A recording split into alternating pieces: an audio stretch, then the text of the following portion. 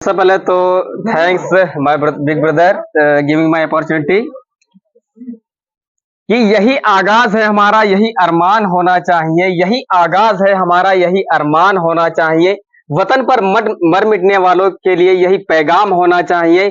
चाहे आप गीता पढ़ते हो, चाहे कुरान पढ़ते हो, चाहे आप गीता पढ़ते हो, चाहे कुरान पढ़ते हो, हमारे सीने में बस हिंदुस्तान होना चाहिए। हमारे सीने में बस हिंदुस्तान होना चाहिए।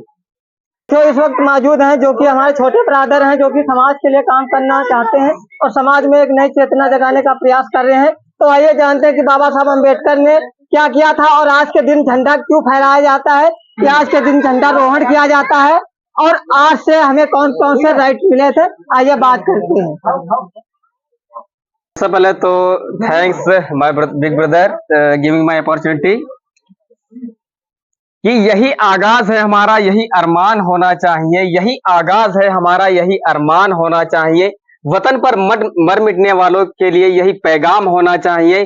चाहे आप गीता पढ़ते हो, चाहे कुरान पढ़ते हो, चाहे आप गीता पढ़ते हो, चाहे कुरान पढ़ते हो, हमारे सीने में बस हिंदुस्तान होना चाहिए।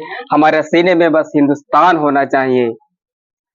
माननीय अतिथि आए हुए हमारे सादर भाई बहन और जितने भी यहाँ प्रांगण में उपस्थित हमारे महानुभाव हैं, सबसे पहले तो मैं संविधान निर्माताओं को सत सत नमन करता हूँ और देश पर मर मिटने वाले वीरों को मैं बहुत बहुत सत सत नमन करता हूँ।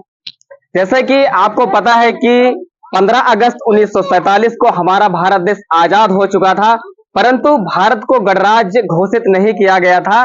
तब जाकर डॉक्टर भीमराव अंबेडकर की अध्यक्षता में 26 जनवरी 1949 को संविधान सभा में डॉक्टर भीमराव अंबेडकर की अध्यक्षता में संविधान को लिखा गया और 26 जनवरी सन 1950 को भारत में एक पूर्ण रूप से भारत को एक गणराज्य घोषित किया गया। जैसे कि पहले से ही यहाँ पर अंग्रेजों का वर्चस्व फैला हुआ था और अंग्रेजों ने कहा था कि भारत को हम ऐसे ही नहीं स्वतंत्रता घोषित करेंगे, जब भारत अपना खुद संविधान लिखित संविधान बना लेगा तभी हम भारत को स्वतंत्र करेंगे। तभी जो उस समय ब्रिटिश और इंग्लैंड और जर्मनी का बहुत ज्यादा भीषण युद्ध चल रहा था, तभी जो जर्मनी के लोग थे उन्होंने भारत को कहा कि अगर तुम मेरे पक्ष में हो जाओगे तब मैं तुमको पूर्ण तरह से आजाद कर दूंगा।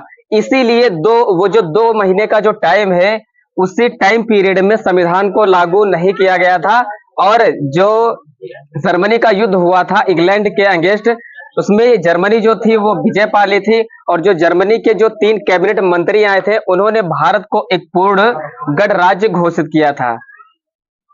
तो मैं अपने शब्दों को विराम देता हूँ। आज के दिन झंडा कौन फहराता है, आपसे क्वेश्चन है जी। हमारे देश के प्रेसिडेंट राष्ट्रपति जी झंडा फहराते हैं और 15 अगस्त यानी कि स्वतंत्रता दिवस वाले दिन हमारे देश के प्राइम मिनिस्टर यानी कि प्रधानमंत्री झंडे का अवरोहण करते हैं। ठीक है, बहुत बहुत धन्यवाद। आपने जो समय दिया उसके लिए बहुत बहुत धन्यवाद।